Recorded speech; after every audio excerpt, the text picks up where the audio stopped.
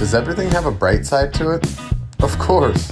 Doesn't always outweigh the negatives, but everything has a bright side to it. This makes happiness a choice. And here we say that the discipline of being happy is the ultimate discipline. With that said, welcome to the Ultimate Discipline Podcast, where we meet with people who are practitioners of this exact discipline, and we hear their cool stories of cultivating happiness through challenges in their life. I am your host, Sean Greenspan. Let's get to it. Mike, good to see your face, man. You too, Sean. You too. Good to see you. Last time we seen obviously was at the retreat, but yeah, how's things? Things are good. Things are good. I'm up here in northern Idaho for a few months, trying to chill out, get in touch with nature a little bit, and then I have my retreat coming up in a Yeah. few weeks. So just kind of getting ready for that. And what's going on in your world?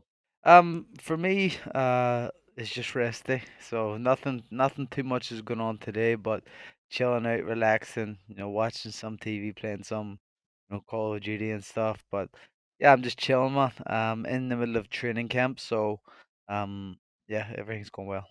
Awesome, man. Awesome. Well, a lot of people are probably like, why does he get a rest day in the middle of the week?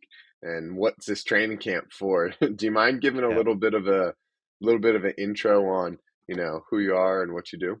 Yeah, my name is Michael Conlan. I'm a professional boxer, former two-time Olympian, Olympic bronze medalist, world amateur champion, European champion, Commonwealth champion, every champion but Olympic champion. Um, so I'm probably one of Ireland's most successful ever male amateur boxers. Now I'm a professional, 17 wins, one loss. Um, and everything is going good, man. Everything's going good. Yeah. Well, I'm glad you're enjoying your rest day and taking some time with us today, dude. It was uh, it was fun. It was fun meeting you at Wim Hof's retreat. Yeah. It was really funny how that happened. You don't really know. I mean, there are some awesome people there. Like, I didn't know him. Sitting next Yeah. to a professional boxer. There's someone who was like heading up, an entire division at Amazon was there. I mean, we had some cool people there. I feel like I learned almost as much from other people as I did from Yeah. women, the instructors. Yeah, I agree. So diverse, so many different backgrounds. Like, I'm looking to go out running, and I speak to this guy who says, "Yeah, I'll go running," and I find that he's an ultra marathon kind of runner, and he takes me up a mountain and starts running. So, you learn about yourself in those situations, how you react to them, and it was good. But yeah, it was a fantastic bunch of people and great ways to connect. Mike, it was funny, dude, because um I'll paint a picture for those who weren't there. We're at this Wim Hof retreat in the Pyrenees Mountains in Spain, which I if I could be an affiliate for it, I would. I could not recommend that anymore. I mean, I thought it was like life changing. I know you bought an ice bath after. I swam in the lake this morning doing my breathing. Um, but maybe that's later in the conversation. But so I sat down, I think, to eat dinner on like the first night, and we were just kind of like chatting, or maybe the second night, and you're like, "Oh, I saw you running," would do you want to you're like, do you want to take a run? And I had no idea. I'm like, is this guy like athletic, is he in shape? I have no idea. And at the time I'm training for an ultra, so I was like, I guess. And in my head I'm thinking like, but I'm like really looking to run. And then well, like I didn't want someone who was looking to like jog for a Yeah, mile or two. yeah. And then you were driving in. Remember, I was hanging outside of Wim's retreat. We were like playing guitar and whatever. And you were driving in. You're like, "You're still on for tomorrow?" I said, "Yeah, let's go early." And I was like, "I'll get us headlamps. We're gonna I'll run the stop mountain." you first. You says we go at 6:30, and then that was the first when we first met. He says we'll run at 6:30. I was like, okay, I hate getting up early, but that's not too bad. And then when I seen you driving, this says we still on for tomorrow, and you says let's go early 5:30. I swear I was like, fuck this, it's too early for me. Uh, Yeah, and then you're like, "Is it going to be light?" I was like, "No, but we'll have headlamps." Well, I knew the two guys next to me had headlamps because I ran in the mountains the night before in the pitch black, and it sucked. I tripped and yeah. fell. So I was like, I asked a guy who had two headlamps because he actually biked into Spain from Germany, so he had Yeah. a headlamp and a backup. Well, he for some reason only put out one on like the deck of my little cabin. So guys, Mike ran in the woods in the pitch black with me, a stranger, for I don't know 2 hours. We probably ran a half marathon Yeah. with no headlamp. I was like, just stay real close to me. And Oh, oh man, that shit was fun. But yeah, and then after that, we had a full day with the retreat. yeah, yeah. I had a crazy day with our trade after that. So, I'd put a lot of work into that training camp, and I done one run with you, and I was like, yo, man, I do not need to be running these mountains. It's a bit crazy. Oh man. Well, so it was funny. So at the time, I knew you were a boxer, and that was Yeah, it. Like, you could have definitely been someone boxing 15, 20 times a year, yeah, amateur level. Um, and as we were talking, I got to know a little bit more about your story.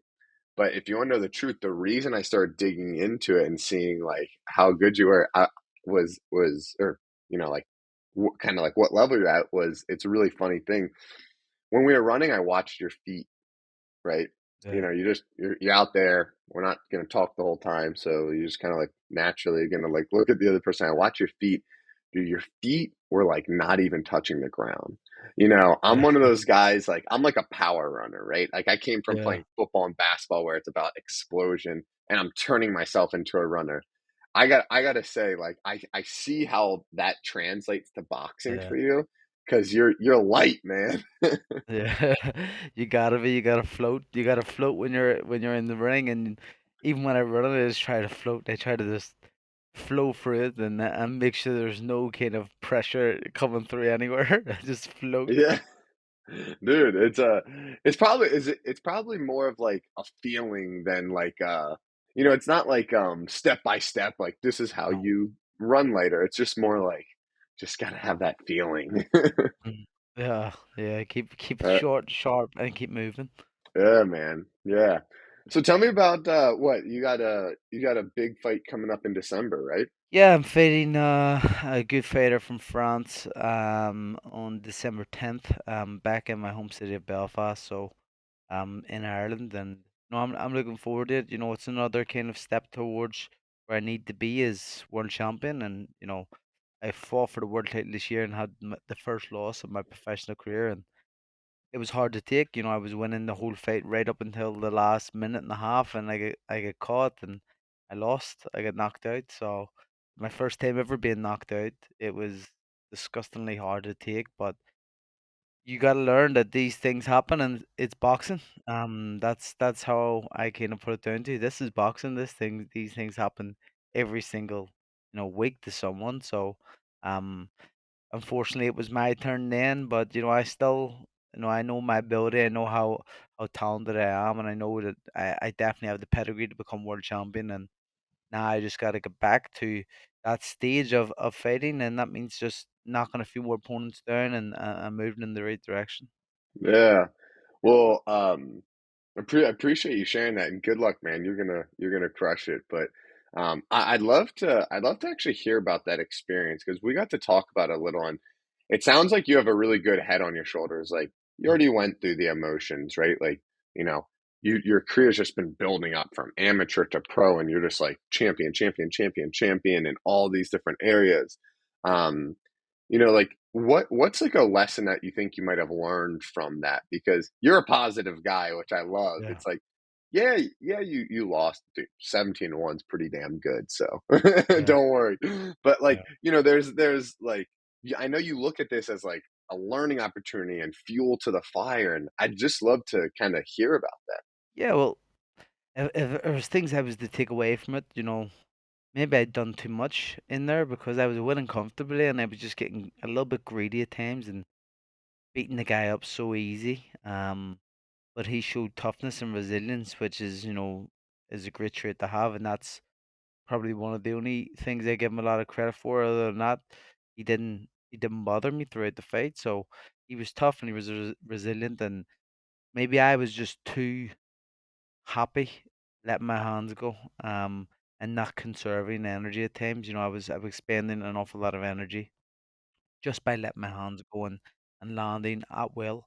when I didn't need to, because I could have just won the fight by just being a little bit smarter, a little bit cuter, and boxing, touching him here, touching him, and getting away without taking any damages. And I don't think I took much damage, but the last shot obviously ended the fight for me, and he hit me when I was very fatigued, and I was on the ropes, and I went through the ropes, and lucky enough, my brother was on the outside of the ring. He caught me, or I could have been in serious trouble, because you could have hit my head off the ground, and thankfully my brother caught me, and now we're here. But there's an awful lot of things, little silly mistakes, which throughout my kind of training phases, throughout my whole professional career, I've been making, but I've been getting away with them. And now little things have played out where I've got away with them, but they've caught up on me. So Yeah. I've got to fix little mistakes, not big things, little things. Yeah. The little 1% or 0.5%, and they're the things that will make the difference in the long run. Yeah, well, first of all, I don't know that much about boxing, and it's really interesting to hear, obviously, how well you know it. Because I think a lot of people probably think, oh yeah, you stand, you throw punches, you block, you throw punches, you block, you throw, like, you know what I'm saying, like, Yeah. um, and like hearing talking about like your strategy of like conserving energy and like getting touches and stuff like that is fun. Um, and like at the level that you're at, it really is hard because you fought that fight probably 99.5% excellent. Mm. You're just at that level where you have to fight, a hundred Yeah. percent. And I think there's a beauty in finding that mastery, right? Like that's the Yeah. chase, that's the goal, right there. And yeah, I mean, that's pretty damn impressive that you're even able to find those areas to continue to improve. I think that when you do lose, there's two ways you can take it. You can lose and not learn anything, or you can just take it as a learning curve. And that's what I've done. I've taken it as a learning curve, and you know, I think coming out of that fight, I'll be a much better fighter going forward. I think I showed in my last performance, which was in August there. It was my comeback fight, and I was fighting a very dangerous guy, a very heavy puncher. I think he had 36 fights, 26 knockouts, 30 fights, 26 knockouts, 30 wins, 26 knockouts, 4 losses or something. So he had more knockouts than I had even fights. And I knew that I needed to be smart. I needed to kind of use my energies the correct way. And in that fight, I think I showed an awful lot of maturity from the fight in March, which I lost. Um, so I know I'm on the right path. I know I'm moving in the right direction, and that's the most important thing. Mm.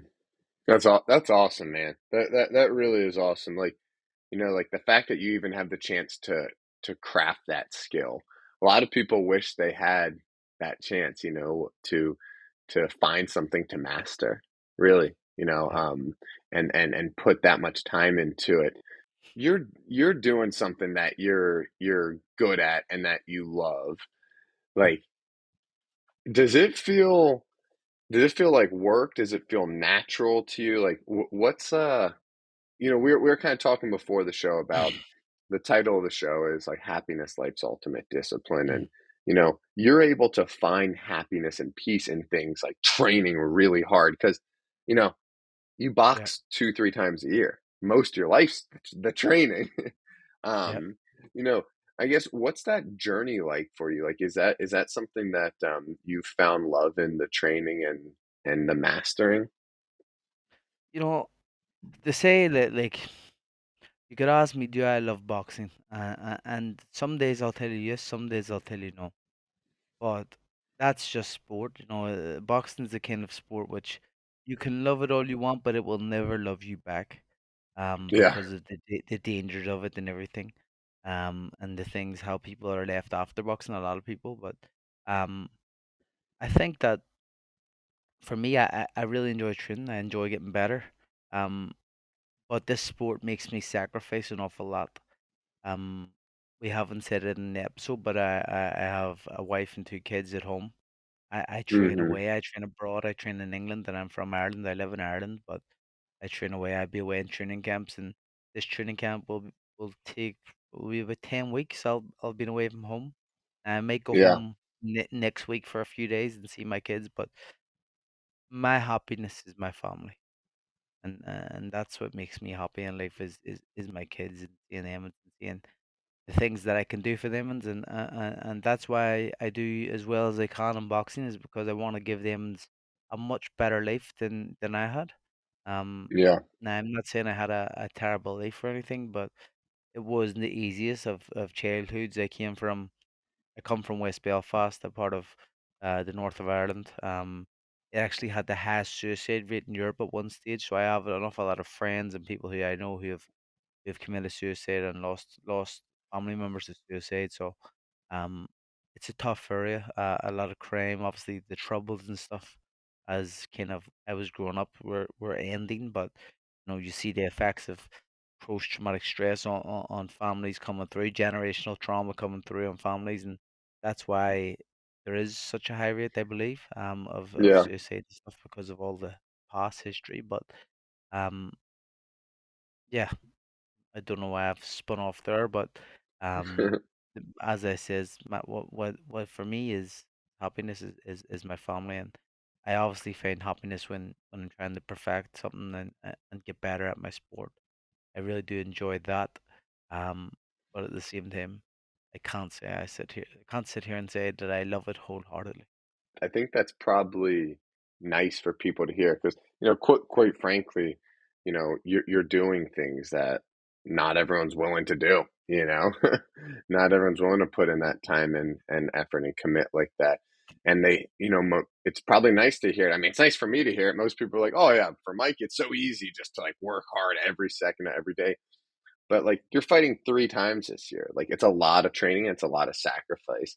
Yeah, And but it is beautiful to hear that, family is happiness and yeah, no, that's cool, man. That's cool for sure. I I wanna switch a little bit to the retreat.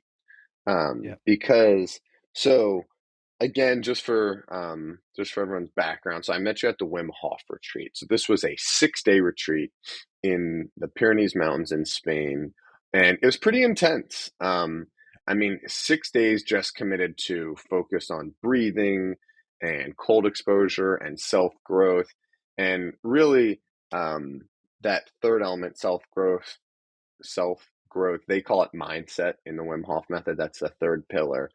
I didn't realize how much mindset work there was gonna be at this yeah, training. I mean, at this retreat. I mean, it was a lot of like some intense, almost like therapeutic yeah. activities, diving deep emotionally, and yeah. What was the reason that you guys wanted to go? I know on the surface level, you probably know Wim Hof and wanted to check it out more. But was there like something you really wanted to get out of it, or was it more curiosity? When we done like the sharing circles and stuff, and everybody was there, and a lot of people were there for specific reasons. But if I'm going to be 100% honest, I was there just to challenge myself, to see if I could make myself a better person. I've been practicing the Wim Hof method for I don't know how long, about 2 or 3 years now, and I really find it beneficial for my mind and for my mental state at times, how to kind of calm myself when things are getting a bit out of hand, they're getting a bit crazy, especially in my sport.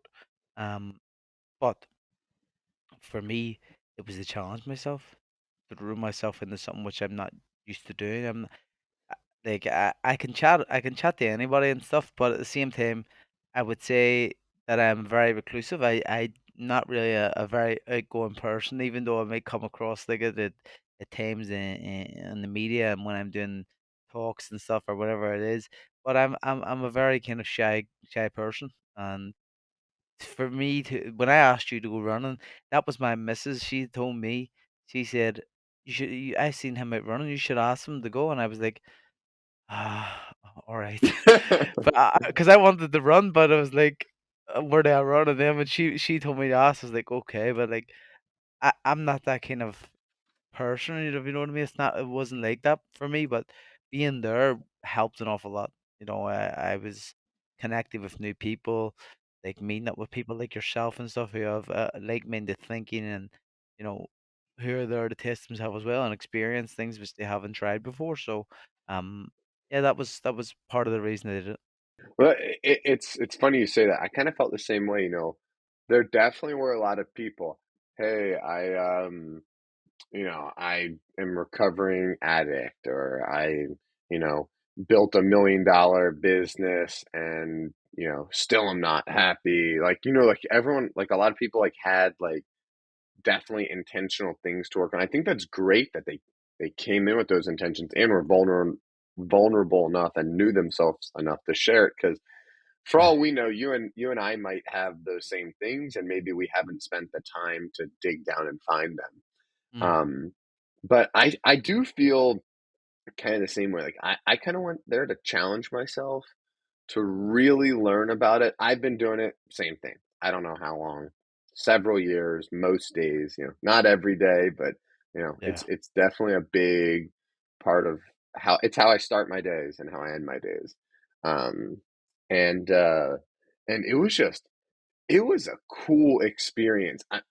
I think the biggest two takeaways that I got from it, the first was Wim himself, for Mm. sure. Like he just spoke with a level of confidence that I have never seen from Yeah. athletes, businessmen.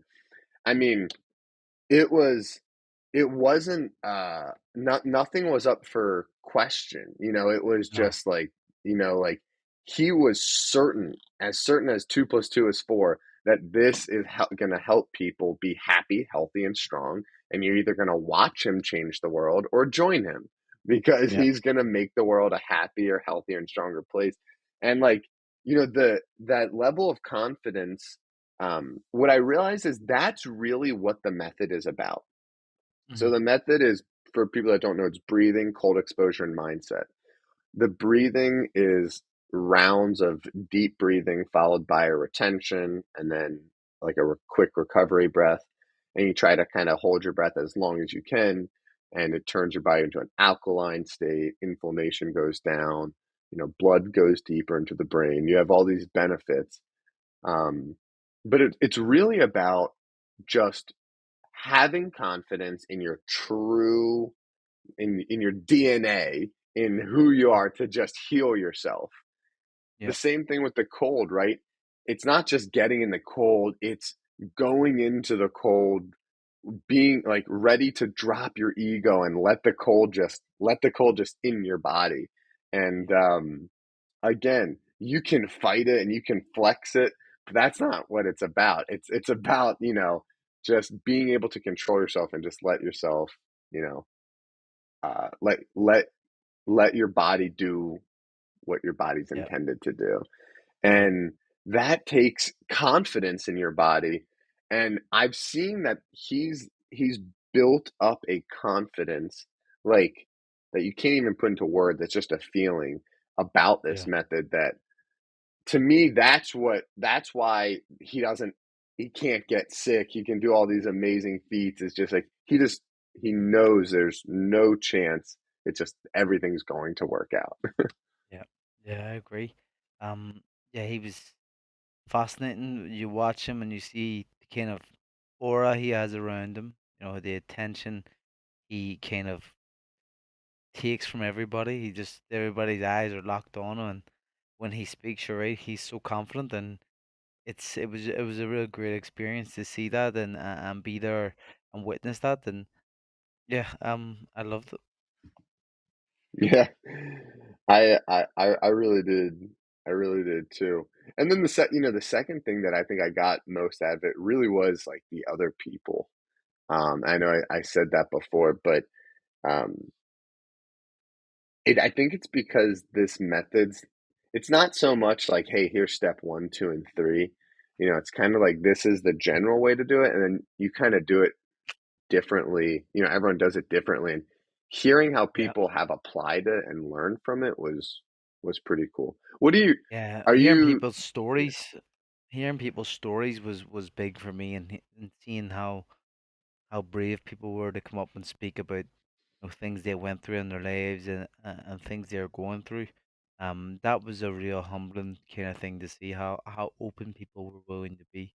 Um, it was deep. It was very, very deep, very intense. And I'm sure for the people who were speaking, you got to give them all credit because it takes a lot of heart and a lot of balls to say a lot of the things people come out and say. So um, it was a real enjoyable thing, and just how open everybody seemed to be, and the ability to kind of connect with other people was very, very easy. Nobody was closed off. Nobody was bragging or showing off. It was just a nice kind of everybody was with the same kind of thought and mindset. We were all there for something, and it may be different things, but we're all here to try and get something from this, and that was nice to see.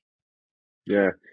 It really was pretty amazing how people were everyone like the energy was so good. Everyone was open. Everyone was willing to talk. I mean, that was like it was like we are in like a little nirvana for like 6 days. Like Mm. everybody was just happy and open to talk and share. And it's funny, Mike. Like I am outgoing. I know you said you're more like Yeah, you're more introverted. I'm definitely more extroverted, but I think we align on the fact that I naturally wouldn't open up the way that people opened yeah, up, right? Like I'm happy to start conversations, but I'm not going to be at quite as vulnerable as most of these yeah, people were.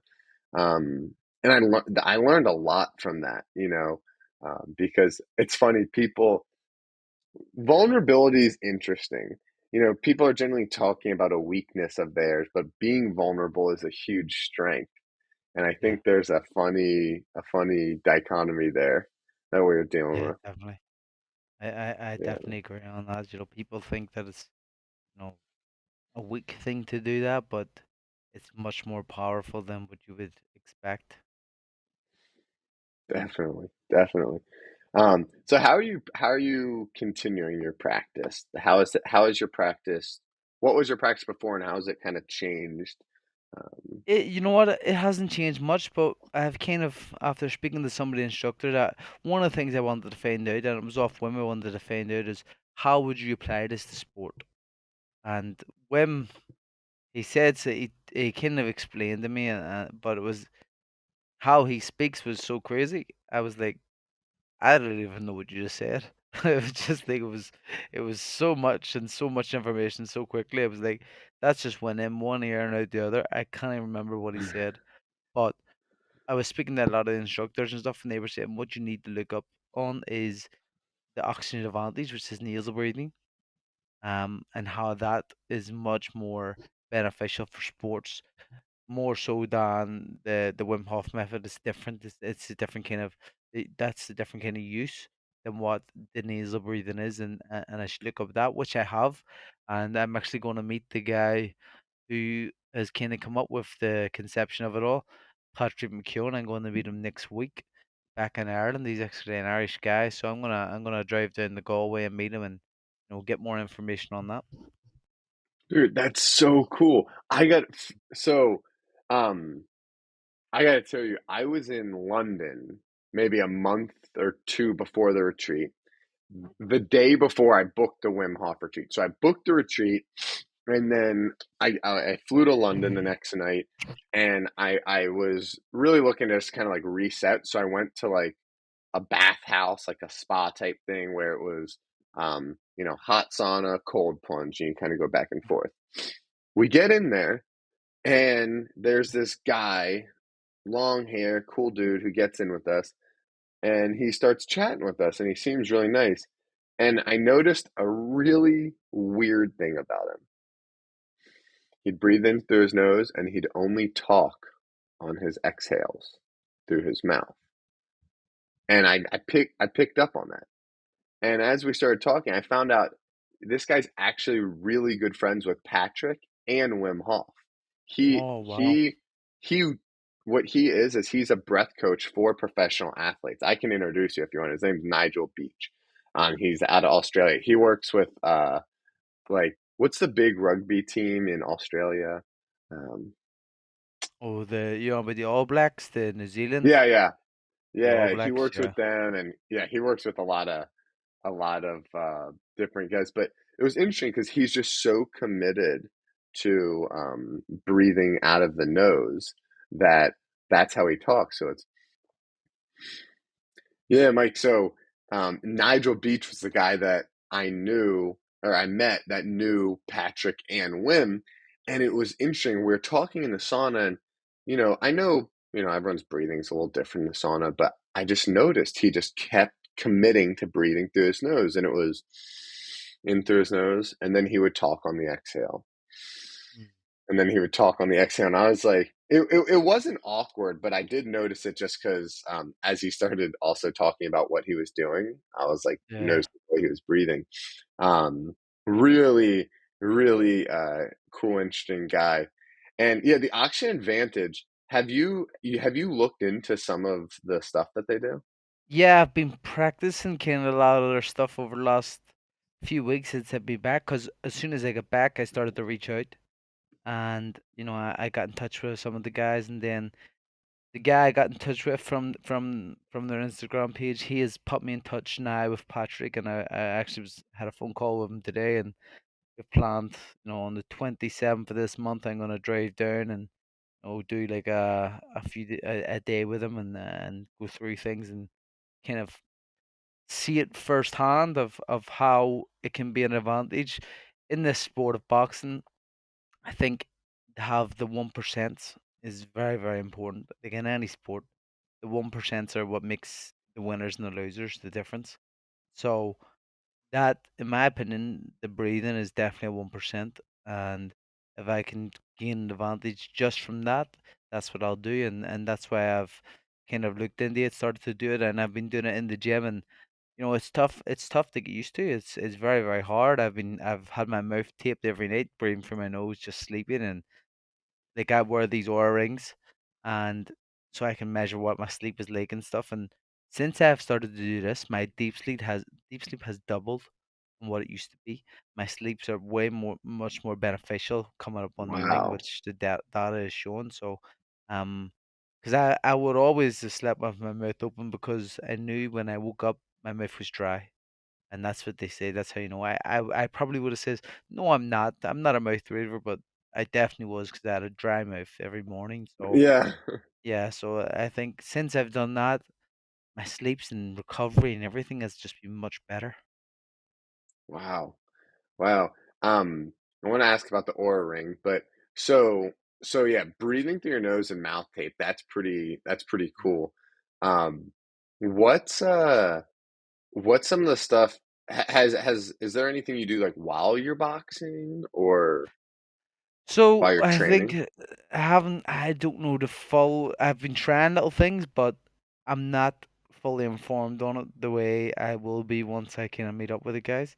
But I know that I can't solely nasal breathe, and they've said that you cannot do that because it's just you're not prepared, you're not trained enough to be doing it.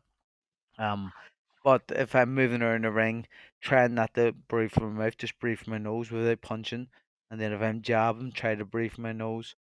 But if I need to let a combination go, and sometimes you need to have make a noise or something when you're punching at times. Um, you have to breathe your mouth then. So don't stop that. Just keep kind of doing what is natural in that sense. Yeah. But on your rest, only breathing through your nose. Kind of the preparation the night before you fight and everything. You kind of do routines of. It's not even like it's deep breathing through your nose. It's shallow breathing from your nose. So it's like you build up a tolerance to the carbon dioxide. Yeah. So it's crazy, man. So like you can if you're sitting here now, you can breathe in through your nose, breathe out through your nose naturally, pinch it, and see how long you can hold it before you have that first urge where your chest kind of moves or something where you need to breathe, and then you let go, and that's your bolt score. So that's how you kind of know. I think it's if it's under 25, you have a high uh, you're not tolerant at all till carbon dioxide. So you got to build that up. So when you're Yeah. fatigued and stuff, you kind of put yourself in the kind of positions where you've got more carbon dioxide in your body, and you can still act when you need to act. Yeah. Well, because exercise like creates carbon dioxide in the body. Yeah. So you can tolerate that, then you can go longer. Yeah, well, what I Uh, learned as well, people always talk about carbon dioxide like it's a bad thing in your body, but no, we need it. We need it very much so, and you know, we need it as much as we need oxygen. So it's actually kind of a little bit of a learning kind of thing for me of doing all this. I've been learning on the job. Yeah, I and it's cool. See, I gotta tell you, I'm a little jealous because for you it is learning on the job. I would love if my job was to learn how to breathe because I focus on it too. But it's interesting. You do need to make it a complete habit. So when you are boxing, you're not that's not what you're Natural. thinking about, right? It's natural. It needs to be Um, natural. yeah, because I've been trying to do that with my ultra marathons, even though ultra marathons are a lot less, there's a lot less to think about, right? You're just kind of Yeah. running, right? But I took something from someone. I think it actually came from the Action Advantage. I got it from a podcast from an ultra runner. But like yesterday, I ran a half marathon with a glass of water in my mouth for 2 hours. Oh yeah, so you do, so you have to breathe Yep. through your nose. Yeah, very hmm good. Very good. That's good. It That's was smart. dude, it's funny because I used to say like I think I breathe through my nose a lot, but when you put a glass of water in your mouth, you're breathing through your Yeah. nose. Yeah. Yeah. That was definitely a fun little practice. But so I also heard oxygen advantage thing from a Wim Hof trainer about a way to increase your carbon dioxide tolerance, and it's kind of similar to the Wim Hof breathing, right? It's about the retention of the breath. What I heard was while you're exercising, maybe take 3 or 4 big breaths, just kind of get ready.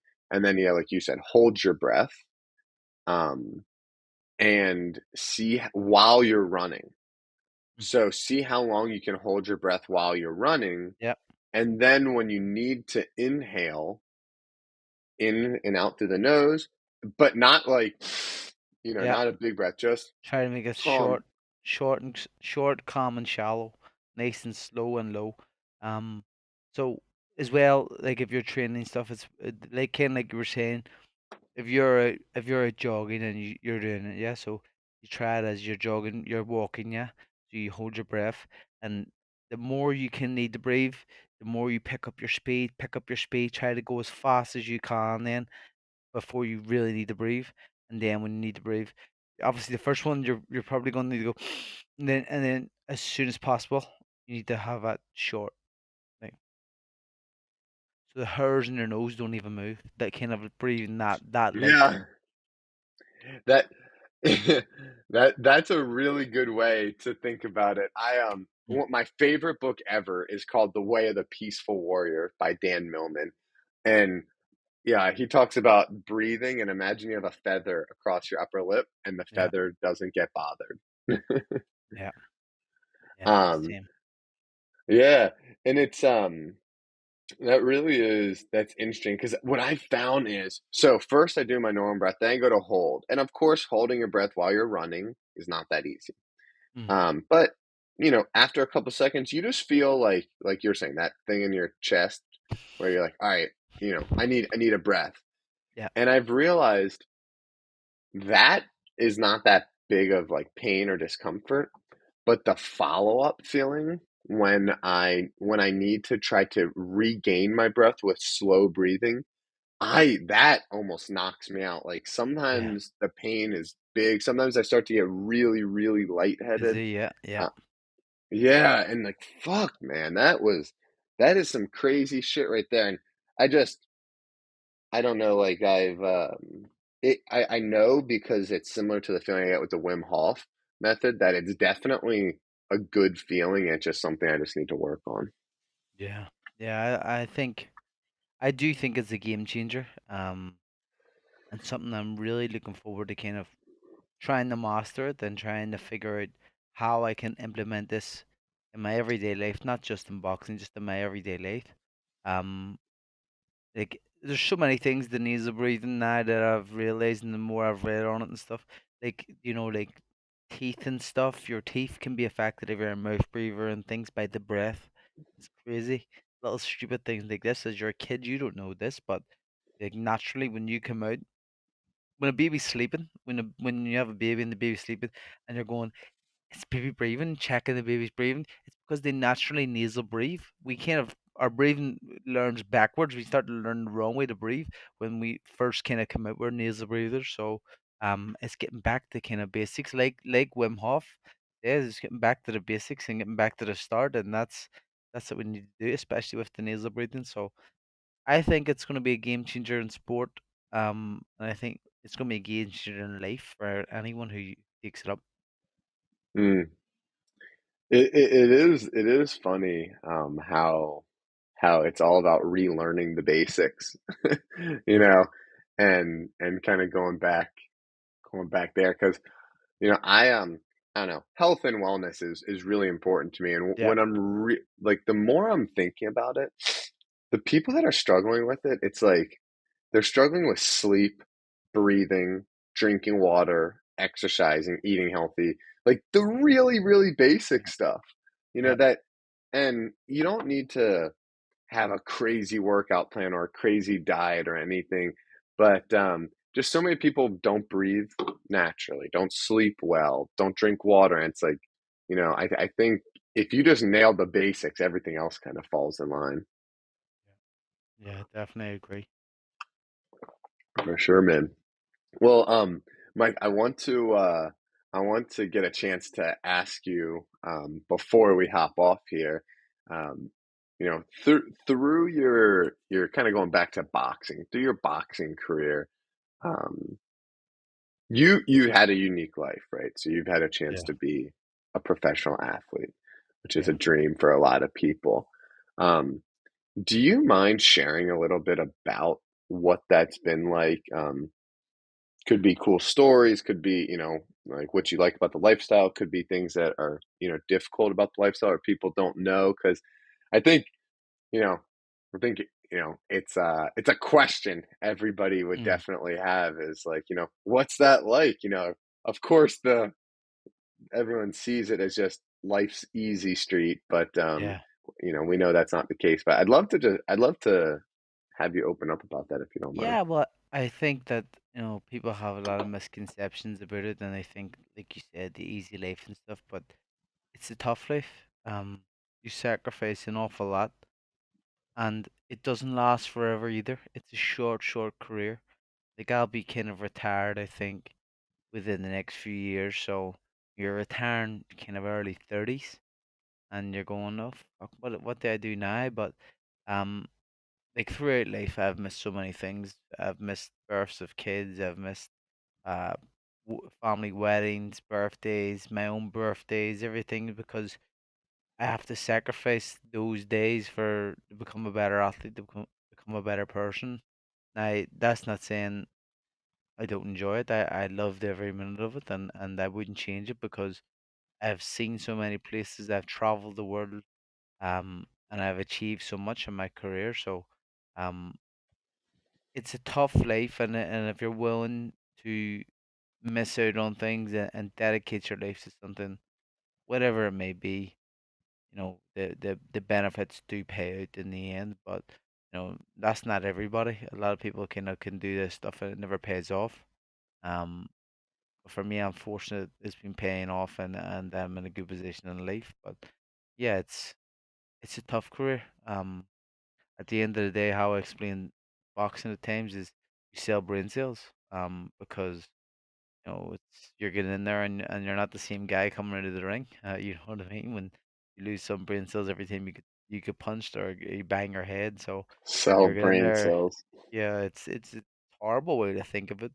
Um, but it's changed my life. It's given me so much more opportunities in life. I'm a working class kid from a working class background, and um, I've done things in life that many people from where I'm from will never do and never achieve. And I'm very fortunate that I've had a good career and a good family behind me, a good support system, and I'm glad I've sacrificed so much because now I'm in a great position. Yeah. I appreciate that vantage point, man. I mean, I'm learning. right now, but I know everyone listening is too, and um, it's I'll tell you something that you're clearly exceptional at is understanding the payout, right? That's not going to be immediate, right? And that you're good at committing to things because um, that's actually you mentioned that it's funny you said I didn't know I was sitting next to an ultra marathoner. I am not an ultra marathoner.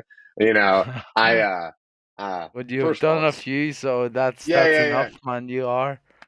No, but the reason I got into it, and really the reason I'm pushing the limit, right? I did 50 kilometers, then 50 miles. Now I'm doing 100 miles. Is I want to teach myself to commit, to be able to commit to things. It's really easy, you know, athletics, like sports were fun for me. Sport came easy, and training. I actually am one of those weird guys that enjoys running and lifting Yeah, weights and stuff like that. Um, but it gets to a point where it's just like I'm lifting, I'm running. It's like um, there's no real reason for it, and because of that, yeah, there's I can let myself off the hook. Like I don't need to run. There's nothing to run for. I don't need to lift. And the yeah, reason I signed up for ultra was literally just because I was just like, fuck it. Let me just pick something and commit to it. And at yeah, the end of the year, I'm gonna be a badass at that. And maybe I won't be as strong. Maybe I won't have as much muscle, and maybe I won't be as flexible. Maybe I'll spend less time here. But like I'm gonna commit to this and kick ass at it and prove yeah, to myself like I can commit to something and do anything. And then hell, like who knows what, what that might open up in the future, yeah. having that mindset. That's it. It's all about mindset and building and creating the right pillars for mindset. And the fact that you've been willing to kind of jump off the ledge and say, "Listen, I'm going to commit to this," is the first major step in what you want to achieve. So, um, I I'm in awe when I hear people saying they run ultra marathons and stuff. I love running, but I don't I don't think I'd be wanting to do an ultra marathon. Be honest now, towards the end, once I finish boxing, I definitely will. I'll definitely get in there a lot more, but I just know that I don't need to run one right now, so I'm not going to do it. But yeah, You do enough training, bro. You do enough training. Well, hey, yeah, when you do decide to run one, pick up the phone. You know who to call. yeah, of We'll course, train for one. And dude, we gotta get together in person, man. I don't know, text me if you have any trips to the United States coming up, I will, because mate. yeah, that'll be fun to connect. Don't think I'll be going to Europe. Maybe next summer. So I'll Yeah, keep you in the loop for sure, and we'll stay in no touch. problem, no problem, man. You have to visit Ireland this sometime. Yeah, man, Yeah, absolutely. yeah, Summer. definitely, definitely. It's Sean. Thanks, man. Yeah, man, I appreciate the time. Hey, thank you for watching today's episode. If you got something out of this, it would mean so much if you could just take a second and give us a rating on whatever platform you're watching it on. And it would mean so much to the world if you could just find one person that you think this message resonates with and you can share that with them. Thank you so much for your support. Looking forward to share the next episode with you.